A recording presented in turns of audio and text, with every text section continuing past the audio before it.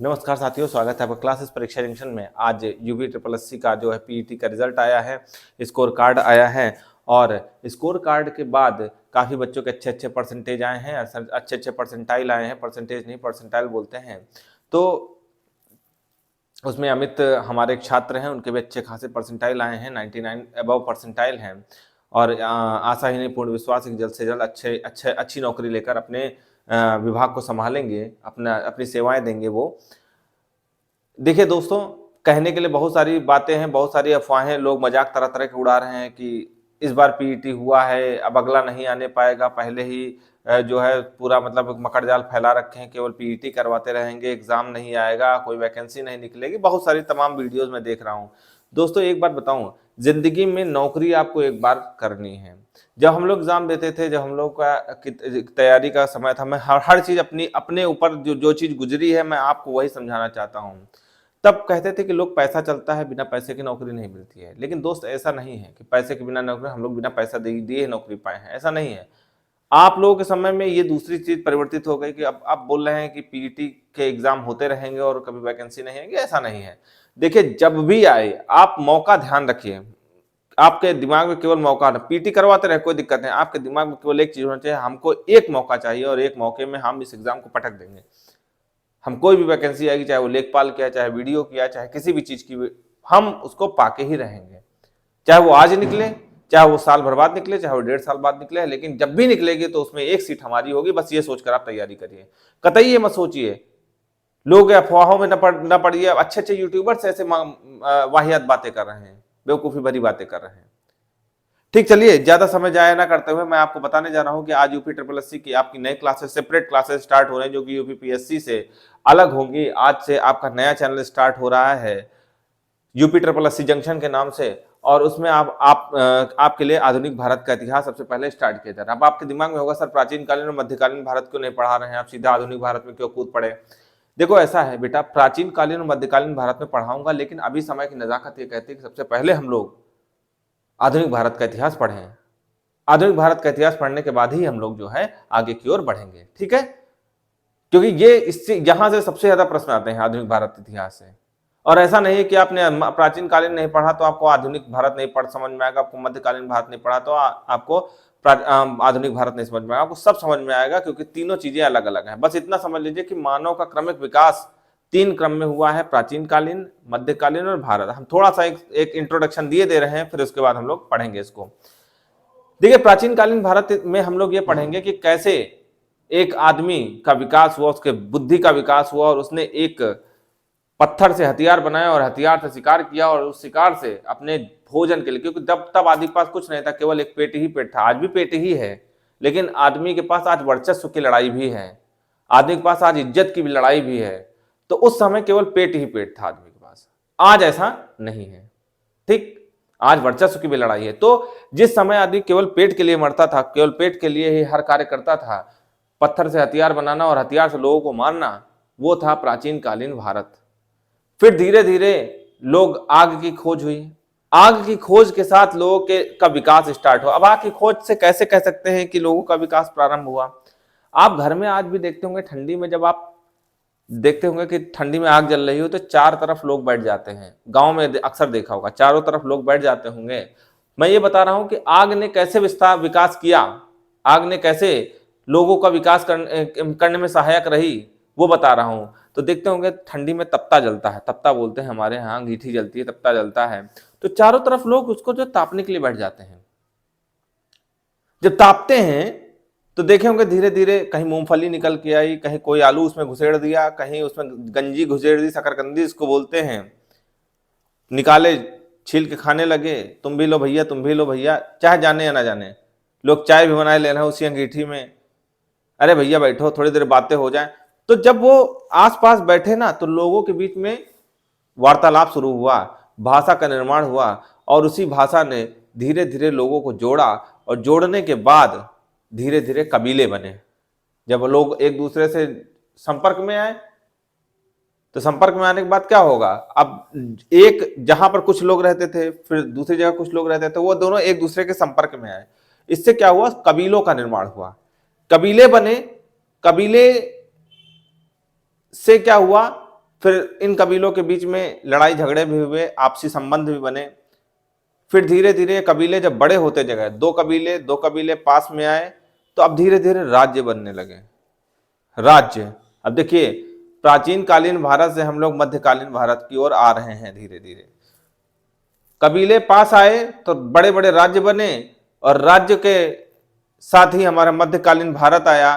जब राज्य बने तो राज्य का एक राजा होगा, और राजा होगा तो एक राज्य नहीं बने, कई राज्य बने, तो कई राजा बने, और कई राजाओं के बीच में युद्ध हुआ, और युद्ध के साथ ही हमारा मध्यकालीन भारत का इतिहास लिखा गया। यानी प्राचीन कालीन भारत में मानव का प्रारंभिक विकास, और मध्यकालीन भारत में हम लोग राजाओं के युद्धों का वर्णन या उनके संस्कृति, कला संस्कृति का हम लोग पढ़ेंगे। ठीक, फिर उसके बाद जब राजतंत्र रहा, राजा रहे, तो राजाओं का जो तंत्र रहा, राजाओं के जो प्रशासन करने का तरीका रहा, वो रहा राजतंत्र कहलाया। वो क्या कहलाया? राजा। राजा का बेटा ही राजा बनता था, चाहे वो योग्य हो चाहे अयोग्य हो, उसे बोलते थे राजतंत्र। राजतंत्र के बाद लोगों को ऐसी आवश्यकता महसूस हुई कि यार राजतंत्र तो सही नहीं है, राजा का बेटा अयोग्य हुआ तब भी वो राजा बन गया, ऐसी क्या बात हुई?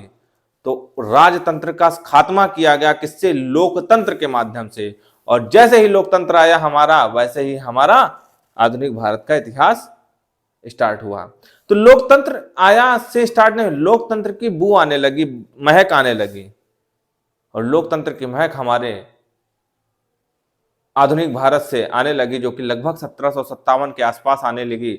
लेकिन हम लोग थोड़ा सा उससे पहले पढ़ेंगे, क्योंकि 1757 की जो लड़ाई, प्लासी की लड़ाई थी, वो अंग्रेजों की देन थी। और अंग्रेज कैसे आए भारत, वहां से हम लोग, अंग्रेज या अन्य यूरोपीय कंपनी भारत कैसे आई, वहीं से हम लोग आधुनिक भारत का इतिहास मानते हैं। तो सीधी सीधी बात आज हम लोग पढ़ेंगे, आधुनिक भारत का इतिहास कैसे प्रारंभ हुआ। तो हम लोग पढ़ेंगे, उसमें पहला चैप्टर है यूरोपीय कंपनियों का आगमन। यूरोपीय कंपनी, अच्छा आप लोग कोई काम करते हैं तो क्यों करते हैं?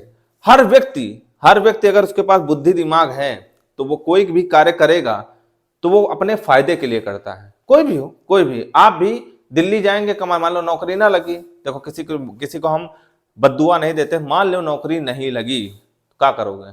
दिल्ली बंबई कमाने जाओगे कि नहीं जाओगे? दिल्ली बंबई जाओगे कि नहीं जाओगे? और जाओगे तो किस काम के लिए जाओगे? कमाने के लिए, मुनाफा कमाने के लिए जाओगे ना।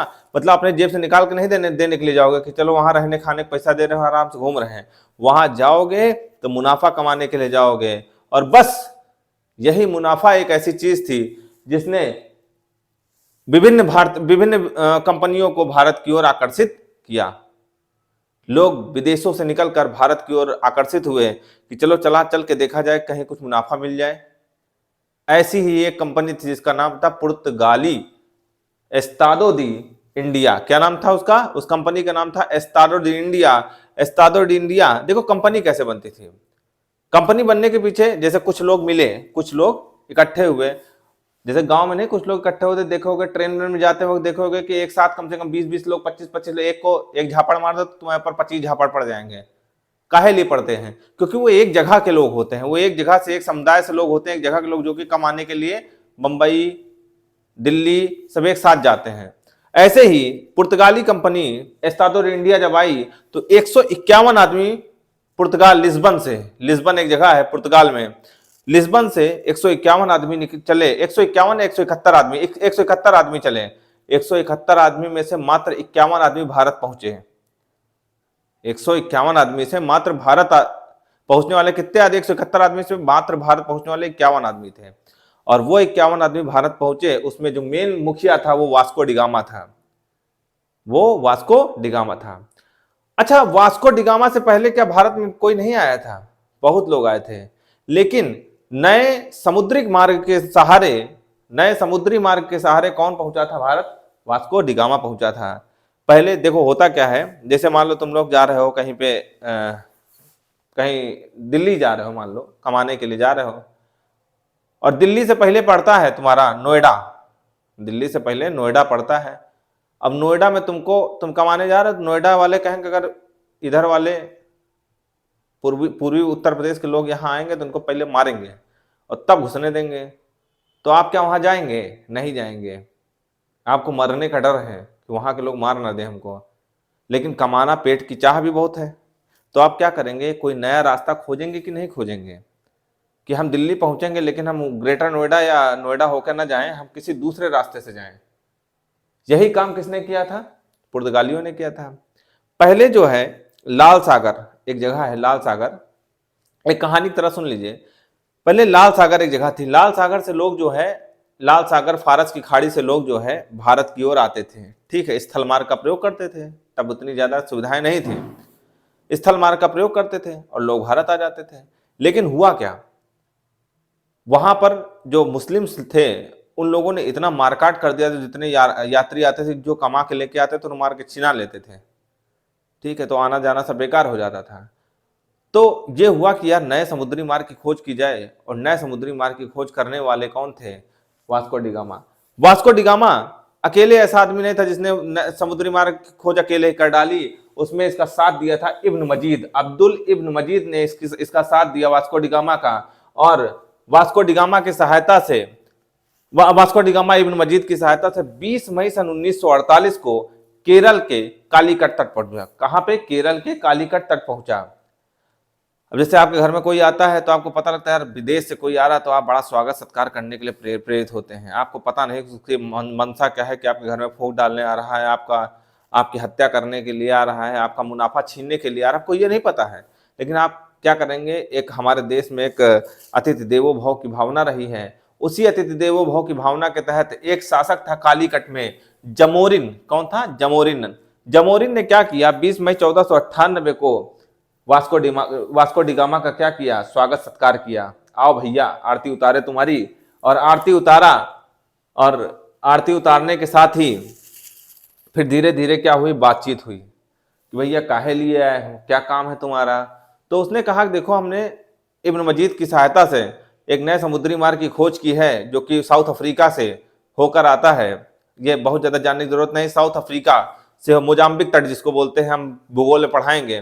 तो मोजाम्बिक से घूमकर भारत आया था, अभी बता देंगे लास्ट में, ठीक है। मोजाम्बिक तट से घूमकर आया था, भारत आया था। और भारत आने के बाद तो वो उसने पूछा क्यों आए हो?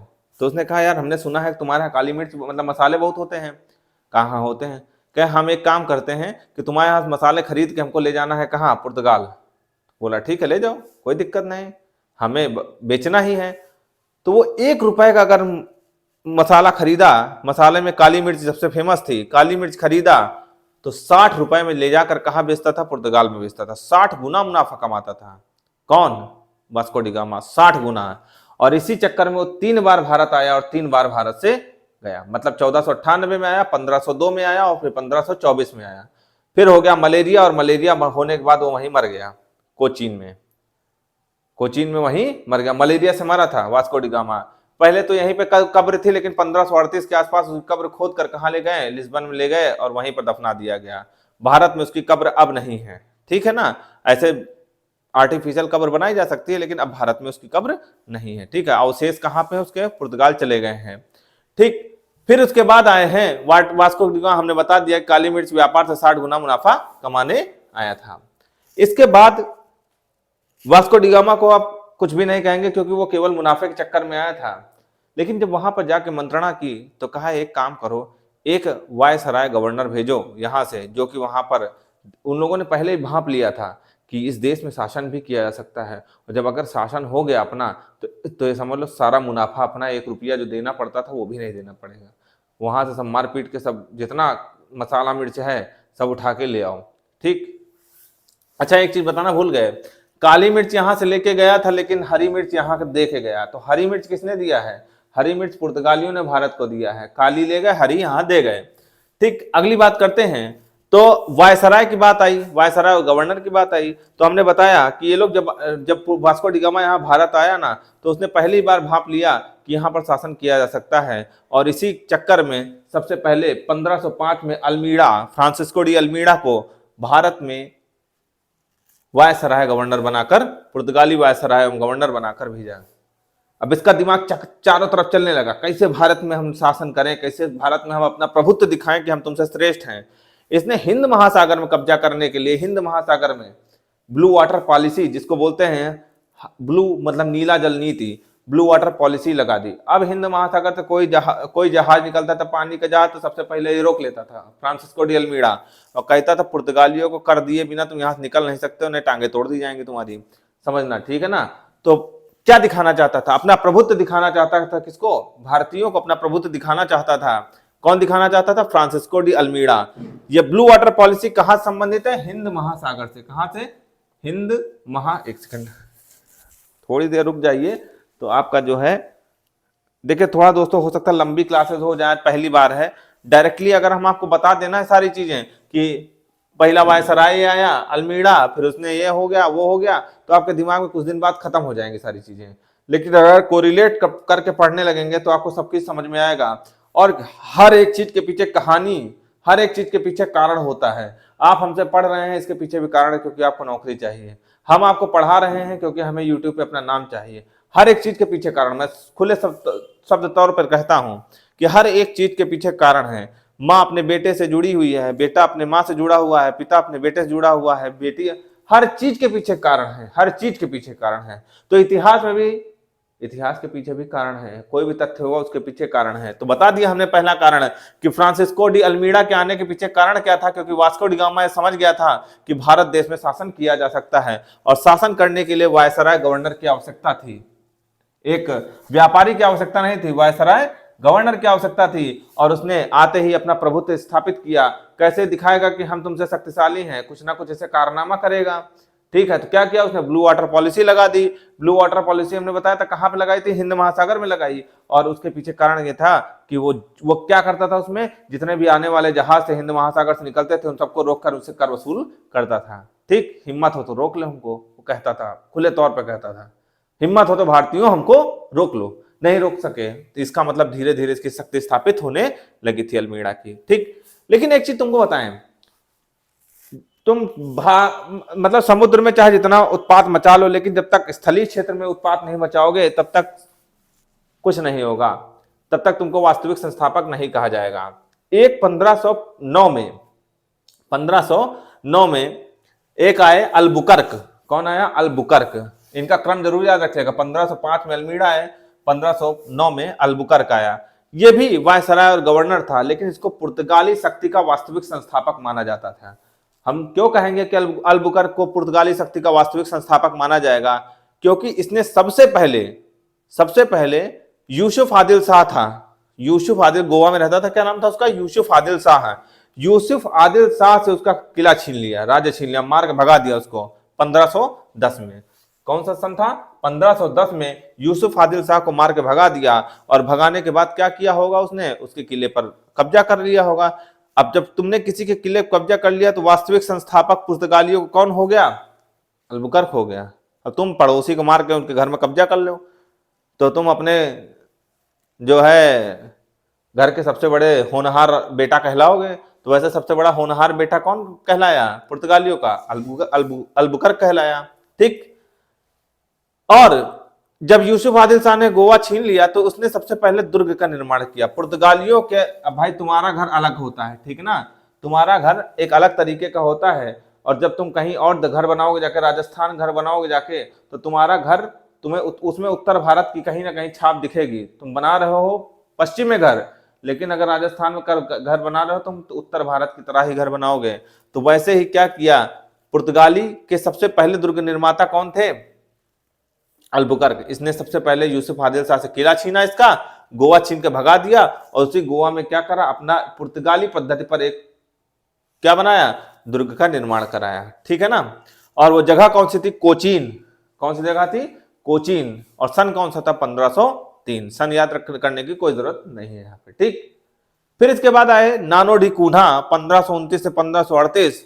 उनका कोई बहुत ज्यादा रोल नहीं रहा, बस उनको याद रखना कि नानो डी कून्हा भी एक गवर्नर रहे।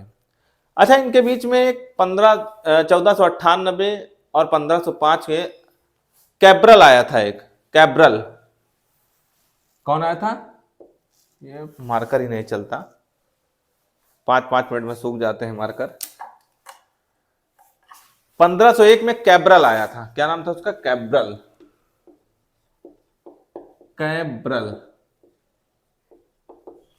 कैब्रल भी आया था, कभी एग्जाम में फंसाने के लिए आपको दे सकता है। 1501 में कैब्रल भी आया था, लेकिन कैब्रल बहुत ज्यादा वर्चस्वशाली नहीं था, वो स्वयं में लज्जित होकर यहाँ से भाग गया था। वही ना कि ज्यादा, जब तक कहते ना ये कहावत कि जब तक गुलाटी मारना ना सीखो तब तक पेड़ पर नहीं चढ़ना चाहिए। तो ये बिना गुलाटी मारे सीखे पेड़ पर चढ़ने का प्रयास करने लगे थे। आए हैं पर एकदम 1498 में जब ये आए, क्या नाम इनका, वास्को डी गामा, और वहां बताए जाके कि भारत में शासन किया जा सकता है, तो बिना तैयारी के कैब्रल महोदय भाग आए थे भारत। और यहाँ सोचे सब एकदम बताए के अनुसार सबसे एकदम हलवा है उठा के मुंह में खा लो, और ये यहाँ से लज्जित होके इनको जाना पड़ा। ये समझ नहीं पाए थे भारत को। ठीक है, समझा किसने? अल्मीडा और अल्बुकर्क ने। और कायदे से किसने समझा? अल्बुकर्क ने समझा। और अल्बुकर्क ने समझकर भारत में क्या किया? सबसे पहले पुर्तगाली शक्ति की स्थापना कर दी, और पहले दुर्ग का निर्माण भी कहाँ किया? कोचीन में किया। ठीक, नानो डी कूना को बहुत ज्यादा आपको याद नहीं रखना है, फिर भी देख सकते हैं। अब आता है कि अल्मीडा ने पहले दुर्गों का निर्माण कहां कराया? अंजीदीव और कन्नानौर में। कहां करवाया? अंजीदीव और कन्नानौर में दुर्ग का निर्माण कराया, यानी किलों का निर्माण कराया। ठीक, अगली बात आपको ध्यान रखनी है कि पुर्तगाली सबसे पहले आए और सबसे बाद में भारत से गए। सबसे पहले आए थे और सबसे बाद में भारत से गए थे। कब गए थे? 1961 में। कब गए थे? 1961 में। और जब 1961 में भारत से गए तो वस्सालो ए सिल्वा नाम का एक गवर्नर था। क्या नाम था उसका? वस्सालो ए सिल्वा नाम का गवर्नर था। लेकिन एक चीज आपसे प्रश्न पूछा सकता है, और खासकर यूपी ट्रिपल एससी पूछ सकती है कि जब स्वतंत्रता, भाई हमने कहा था स्वतंत्रता के बाद, स्वतंत्रता प्राप्ति के बाद 1961 में, स्वतंत्रता प्राप्ति के बाद 1961 में जो है गोवा आजाद हुआ। हमारा देश स्वतंत्र कब हुआ था? 1947 में। लेकिन ये सन कौन सा? 1961। तो स्वतंत्रता के समय कौन यहाँ का गवर्नर था पुर्तगाली? Bossa, फेरेइरा bossa. क्या नाम था इसका? फेरेइरा बोस्सा। इन सबको आपको याद नहीं रखना, बस केवल एक बार आप अपने नोट्स में इसको लिख लीजिएगा और बस पढ़ते जाइएगा, अपने आप याद हो जाएगा। ठीक, कोई दिक्कत नहीं। अब पुर्तगालियों की फैक्ट्री की बात आई। हमने बताया दुर्ग पहला कहां बना? कोचीन में। तो ऑब्वियसली बात, जब दुर्ग कोचीन में बना तो फैक्ट्री भी इनकी यही रही होगी। कहां पे? कोचीन में इनकी पहली फैक्ट्री थी। और दूसरी फैक्ट्री कहां रही? कन्नानौर में। कहां? कन्नानौर में। कोचीन आपका पड़ता है केरल में। कोचीन कहां पड़ता है? केरल में। और केरल का ही पड़ोसी है तमिलनाडु। तमिलनाडु में कन्नानौर मिलेगा। तमिलनाडु में कन्नानौर मिलेगा। ठीक है ना। अब तो इनके अलग अलग नाम हो गया, जैसे कोचीन को कोच्चि बोलते हैं।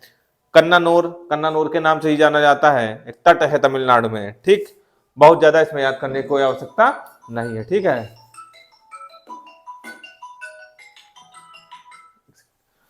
इसके बाद आते हैं, पुर्तगालियों की फैक्ट्री हो चुकी है। अब इसके बाद आते हैं, जब पुर्तगालियों ने क्या किया? अपने पैर पसारने शुरू किए भारत में। अपने पैर पसारने शुरू किए और पहुंच गए। अब देखो, यहां पे आए थे केरल। कहां पे आए थे? केरल।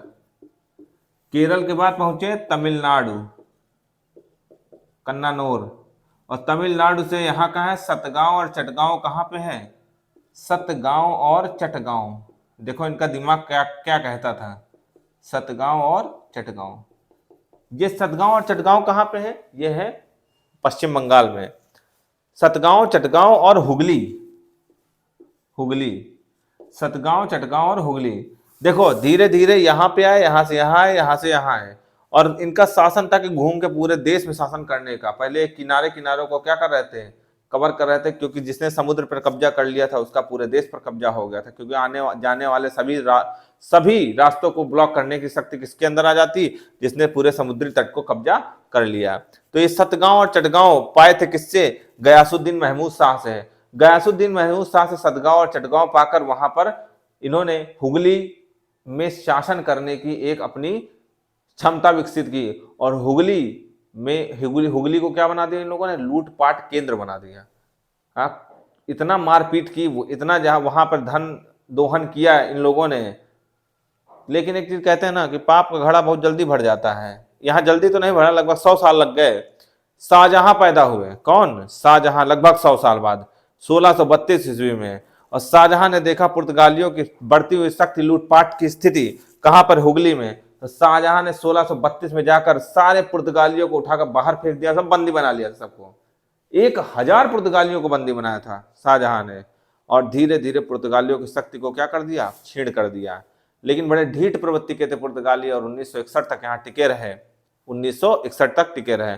कोई वर्चस्व नहीं था, लेकिन फिर भी उन्हें कि जिसको बेशर्म कहते हैं, बेशर्म प्रवृत्ति के थे, जो कि यहाँ पर टिके रहे। ठीक दोस्तों, इससे ज्यादा आपको यहाँ पे याद करने की कोई आवश्यकता नहीं है। ठीक, ये हमने आज क्या बना, Estado de India. Estado de India यानी पुर्तगाली कंपनी का नाम क्या था, एस्तादो डी इंडिया। पुर्तगाली कंपनी का नाम क्या था, एस्तादो डी इंडिया। पुर्तगाली कंपनी एस्तादो डी इंडिया कब आई, 1498, 20 मई 1498 में आई। ठीक है ना, इसके बारे में आपको पढ़ना था।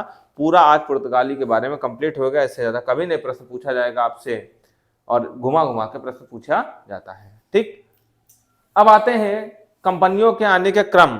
PD, ADF, PD, P dad, P dad F. ठीक है ना, पीडी, एडीएफ। पी से पुर्तगाली, डी से डच, ए से अंग्रेज, डी से डेन, एफ से फ्रांसिस। ये कंपनियों के आने का क्रम था। पुर्तगाली, डच, अंग्रेज, डेन और फ्रांसीसी, इसको जरूर याद रख लीजिएगा, क्योंकि हर एग्जाम में पूछा जाता है। ठीक, अगर आपको अभी भी नहीं समझ में आया तो एक बार जल्दी जल्दी हमारी बातें सुन लीजिएगा कि 1498, 20 मई 1498 को वास्को डी गामा इब्न मजीद की सहायता से भारत की ओर आया, और उसने केप ऑफ गुड होप, जिसको आज ये मोजाम्बिक तट बोलते हैं, वहां से होकर आया और नए समुद्री मार्ग की खोज की। ठीक है ना, भारत पहुंचा और जमोरिन ने गोवा तट पर उसका स्वागत किया, कालीकट तट पर स्वागत किया, और स्वागत करने के बाद वो किस लिए आया था, वो काली मिर्च के लिए आया था, और काली मिर्च दे गया, और काली मिर्च ले गया यहाँ से, और हरी मिर्च दे गया। फिर उसके बाद अल्मीड़ा आए। अल्मीड़ा एक वास्तविक वायसराय और गवर्नर बनकर आया, वास्तविक नहीं था, वायसराय और गवर्नर था, और उसने क्या किया, ब्लू वाटर पॉलिसी स्थापना की। ब्लू वाटर पॉलिसी मतलब नीला जल नीति की स्थापना की, केवल वर्चस्व दिखाने के लिए, लेकिन वास्तविक संस्थापक बनने में असमर्थ रहा, वास्तविक पुर्तगाली संस्थापक बनने में असमर्थ रहा। फिर उसके बाद 1509 में कौन आया, अल्बुकर्क आया, और उसने यूसुफ आदिल शाह से गोवा छीनकर दिखा दिया कि हम जमीन पर कब्जा कर सकते हैं, और वास्तविक शासक कहलाया। ठीक, कोचीन में फैक्ट्री, पहले दुर्ग का निर्माण किया, और कोचीन में ही पहली फैक्ट्री का निर्माण किया, और दूसरी फैक्ट्री का निर्माण कहाँ किया, कन्नानौर में किया। पुर्तगाली सबसे पहले भारत आने वाले, लेकिन सबसे बाद में भारत जाने वाले थे। सबसे बाद में भारत से जाने वाले थे 1961 में। ये बात पूरी लिखी हुई है। और जब ये भारत से गए तो उस समय इनका गवर्नर कौन था, वस्सालो ए सिल्वा। ये तो इंपॉर्टेंट प्रश्न बनता है, ये वस्सालो ए सिल्वा